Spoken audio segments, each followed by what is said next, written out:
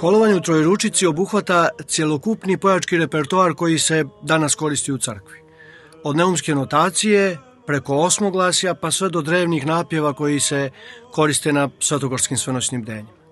Taj repertoar je višestruko puta veći od repertoara karlovačkog pojanja. Uz to uči se i muzička teorija, istorija, bogosluženje i sve što je potrebno da bi od učenika neko postao vrhunski pojac. Međutim, ono što je najvažnije, uči se bogoslužbeni etos, bogoslužbeni kontekst svake pjesme, mjesto i smisao pojanja u crkvi. Uči se koji je stav pojca u hramu, kako da doživljava bogosluženje, kako da učestvuje u službi kao predstavnik sabranja, ali kao dio njega. Zato je obrazovanje u Trojeručici učenje življenja i služenja u crkvi, a ne puko muzičko obrazovanje.